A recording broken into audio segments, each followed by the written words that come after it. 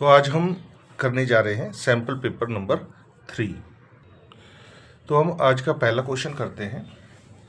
हमारे पास जैसा कि लिखा हुआ है साइन इनवर्स √3/2। ये हमारे पास कहाँ पर होता है? ये हमारे पास होता है π/3 पर।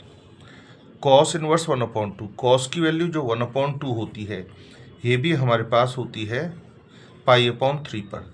तो इस हिसाब से जो इसका आंसर आ जाएगा वो आ जाएगा 2π/3। आप देख रहे हो कितनी आसानी से क्वेश्चन हो गया। तो मैंने कल भी बताया था कि कुछ क्वेश्चन तो हमारे पास ऐसे होते हैं जिनमें ज़्यादा टाइम लगता है और कुछ क्वेश्चन ऐसे होते हैं जैसे इसमें ज़्यादा से ज़्यादा 5 या 6 सेकंड का समय लगना था। अब ये क्वेश्चन है, यहाँ पर हमें क्या निकालना है? एक मैट्रिक्स ए है और एक मैट्रिक्स बी है। इसमें हमें A11 की वैल्यू हमारे पास क्या है? यहाँ पर 2 लिखी हमने। B11 की वैल्यू हमारे पास कितनी है? 2 है। प्लस A22 की वैल्यू हमारे पास 4 है और B22 की वैल्यू हमारे पास 4 है। सॉल्व करते हैं तो 4 प्लस ये आ जाएगा 16 जो कि होता है 20। तो आंसर क्या आ जाएगा हमारे पास? Option number B. देखो इस क्वेश्चन में हमें x की वैल्यू निकालनी है। तो x की वैल्यू निकालनी है तो ये कौन सा एलिमेंट है? ये हमारे पास पोजीशन है 2 और 2, मतलब A22 भी कह सकते हो आप इसे। तो इसका मतलब फर्स्ट वाली मैट्रिक्स इसकी तो सेकंड रो, ये तो हो जाएगी रो और ये हो जाएगी कॉलम।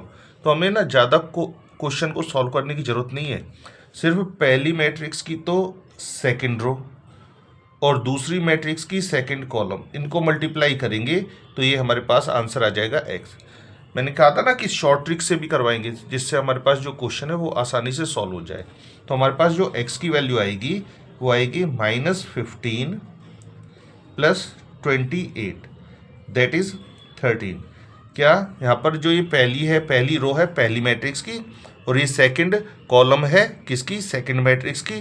दोनों को मल्टीप्लाई करेंगे तो हमारे पास ये वाला एलिमेंट आ जाएगा। तो ये हमारे पास ऑप्शन नंबर कौन सा बनता है? सी। क्वेश्चन नंबर 4 में हमें डिटर्मिनेंट निकालना है। तो डिटर्मिनेंट निकलेगा cos 15 into cos 75, cos 15 into cos 75 minus sine 75 into sine 15 degree. इसका हम एक फॉर्मूला यूज़ करने वाले हैं। फॉर्मूला है cos A cos B minus sine A into sine B। ये हमारे पास होता है cos A प्लस B। तो इसका मतलब जो ये ऊपर वैल्यू गिवन है इसका जो फॉर्मूला लगेगा वो लगेगा cos A प्लस B। तो ये आ जाएगा कितना? 90 डिग्री। और हमें पता है cos 90 डिग्री कितना होता है? 0। तो इसका मतलब हमारे पास ऑप्शन नंबर क्या आ जाएगा? बी आ जाएगा। क्वेश्चन नंबर 5 है। क्वेश्चन नंबर 5 में लिखा हुआ है if the points 2, -3, x, -1 and 0, 4 are collinear then value of x is. तो कोलिनियर वाला क्वेश्चन है तो हम इसको कर सकते हैं कि इसका जो एरिया है, एरिया निकालेंगे डिटर्मिनेंट वाले फॉर्मूले से और इसको 0 रख देंगे। तो एरिया कैसे निकलेगा? एरिया निकलेगा, सबसे पहले लिखा 2 - 3 x -1 0 4 और इधर क्या आता है 1 1 1 और आगे आ जाता है 1/2 इज इक्वल टू 0। सबसे पहले तो ये 2 है, ये इधर मल्टीप्लाई हो जाएगा 0 हो जाएगा, 0 इंटू 2 हो गया। अब इसका डिटर्मिनेंट निकालते हैं किस तरह से। 2 लिखा हमने, यह आ जाएगा -1 -4 plus 3 x -0 plus 1 4x -0। Solve करते हैं, -5 की मल्टीप्लाई 2 से करी, इधर आएगा 3x plus 4x is equal to हो जाएगा 0। या फिर हम कह सकते हैं 7x इज इक्वल टू 10 आएगा और x की जो वैल्यू आएगी वो आ जाएगी 10/7, जो कि ऑप्शन नंबर हमारे पास क्या है? ए है। अब देखते हैं नेक्स्ट क्वेश्चन। अब ये क्वेश्चन देखते हैं, हमें कोफैक्टर निकालना है A21 मतलब सेकेंड रो और फर्स्ट कॉलम। तो यहाँ लिखते हैं -1 की पावर 2 + 1। अगर हम सेकेंड रो और फर्स्ट कॉलम को छोड़ दें तो हमारे पास जो एलिमेंट्स बचते हैं वो बचते हैं एच जी और एफ सी। -1 की पावर है 3, जिसका मतलब होता है माइनस, ये आएगा एच सी माइनस जी एफ। या थोड़ा सा और सॉल्व करते हैं, माइनस जब अंदर जाएगा तो ये हो जाएगा जी एफ, तो हो जाएगा प्लस का, और माइनस का हो जाएगा एच सी। ये ऑप्शन नंबर कौन सा मिलता है हमारे पास? बी। अब क्वेश्चन देखते हैं अगला, नंबर 7। इस क्वेश्चन में सबसे पहले क्या लिखा हुआ है? एक continuous function is defined as. एक कॉन्टिन्यूस फंक्शन है, तो इसकी जो लेफ्ट हैंड लिमिट निकालने वाले हैं वो राइट हैंड लिमिट के बराबर होगी, और वो बराबर होगी एफ ए के। तो सबसे पहले हम लेफ्ट हैंड लिमिट निकालते हैं। इस पर हमें ज़्यादा कुछ नहीं करना, ये एक फॉर्मूला बनता है, limit 2x upon sine x। ये हमारे पास क्वेश्चन में लिखा हुआ है। 2 हम बाहर निकालते हैं, 2 बाहर निकालने पर हमारे पास आता है limit x tends to 0 x upon sine x। और हमें ये पता होना चाहिए, ये जो है ना ये वाला limit x upon sine x, ये इसकी वैल्यू होती है 1। तो ये हमारे पास आ गई left hand limit. Left hand limit कितनी आई है? ये आई है 2 के बराबर। अब हम निकालते हैं यहाँ पर राइट हैंड लिमिट। फॉर्मूला लगेगा limit x tends to 0 tan ax upon x। इसे 1 बनाने के लिए इसमें हमें मल्टीप्लाई और डिवाइड करना पड़ेगा a से। देखो यहाँ पर ax है ना एंगल, तो यहाँ पर भी ax बनाने के लिए हम a से मल्टीप्लाई और डिवाइड करेंगे, तो ये हमारे पास क्या बन जाएगा? फॉर्मूला बन जाएगा। तो जब ये फॉर्मूला बन गया है तो ये जो बाहर a लिख रहा है ये तो आएगा a, और ये जो वैल्यू है ये एक फॉर्मूला है, इसकी वैल्यू आएगी 1। तो ये कितना आ गया? a। अब एक एफ ए और होता है, एफ ए यहाँ पर है 0 के बराबर, इसकी वैल्यू हमारे पास है b। अब क्योंकि ये कॉन्टिन्यूस फंक्शन है तो हमारे पास जो ये लेफ्ट हैंड लिमिट है, लेफ्ट हैंड लिमिट कितनी है हमारे पास? 2। ये बराबर होगी right hand limit. Right hand limit कितना आया है? a। और एक एफ ए कितना आया है? ये आया है b। तो इन तीनों की वैल्यू बराबर होगी, जो कि जिसका मतलब है a की वैल्यू 2 है और b की वैल्यू 2। अब हमें निकालना क्या था? हमें निकालना था इस क्वेश्चन में a square plus b square. a की वैल्यू कितनी है? 2, तो यहाँ हो जाएगा 2 का स्क्वायर। b की वैल्यू होती है 2, 2 का स्क्वायर, तो यह जाएगा 4 + 4, कितना हो जाएगा? ये 8। तो आंसर नंबर है डी।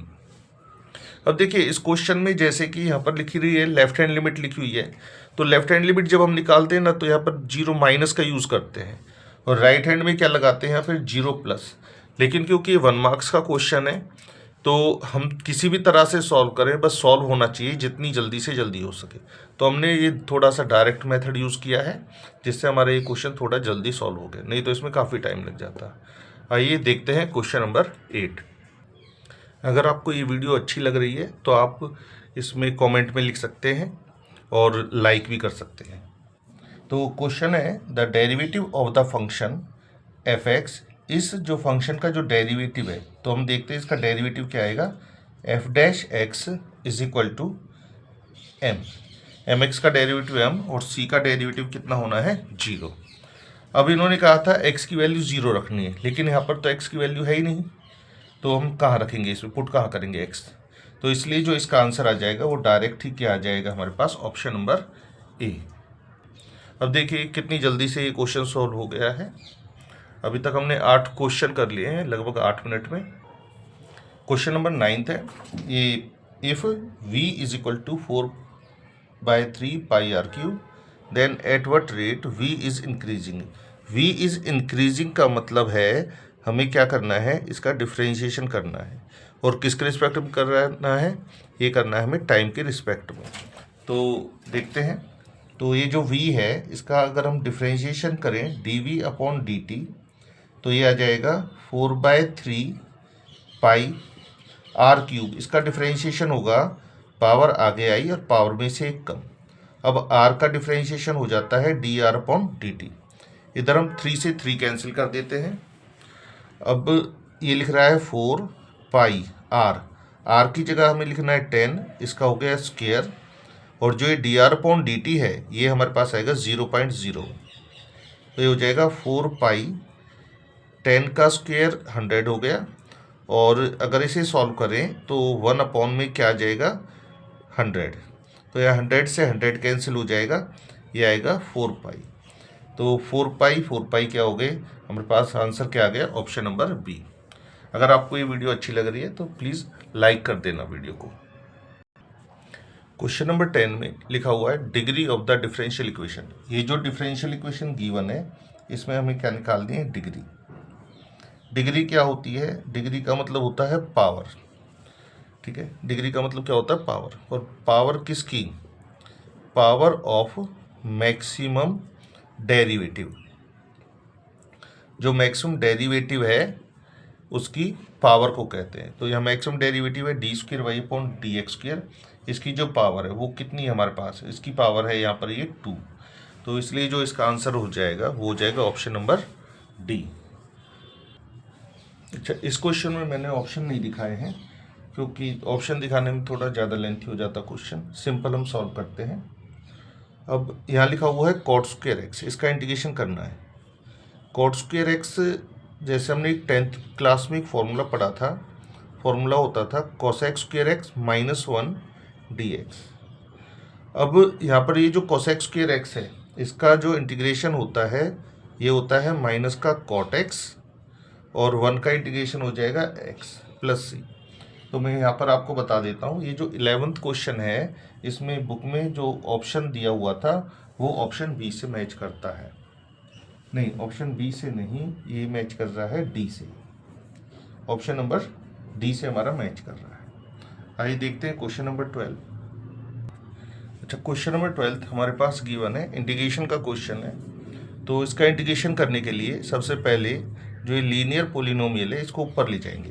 तो यहाँ है ये 0 to 1, ये ऊपर जाएगा तो ये हो जाएगा x प्लस 3 की पावर -1/2 dx। अब इसका इंटीग्रेशन करते हैं।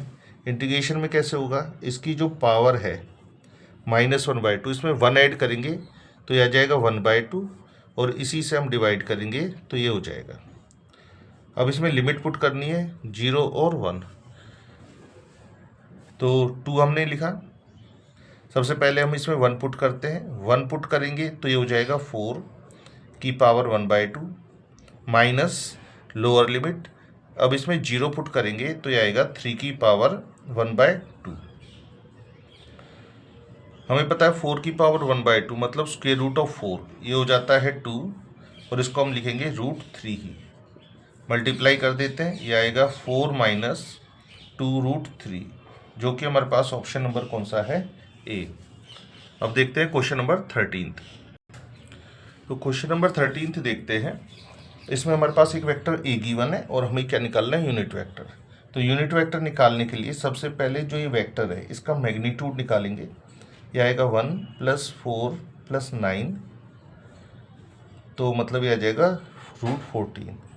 और जो यूनिट वेक्टर निकालने की बात कर रहे हैं, यूनिट वेक्टर फॉर्मूला क्या होता है, vector upon its magnitude.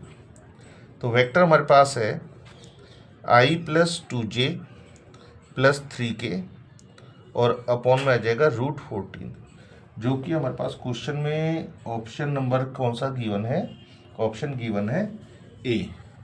Question number 14 है। क्वेश्चन नंबर 14 में हमारे पास लिखा हुआ है कि ए बी और सी डी परपेंडिकुलर है।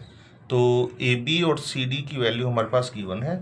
तो हम क्या करते हैं, सबसे पहले हम ए बी वैक्टर निकालते हैं। ए बी वैक्टर कैसे निकलेगा, फॉर्मूला होता है x2 - x1, मतलब 1 - 3 i कैप -1 - 4 j कैप और z2 - z1 k कैप। इसे सॉल्व करते हैं तो ये आता है -2i -5j, और ये आएगा प्लस का 4k।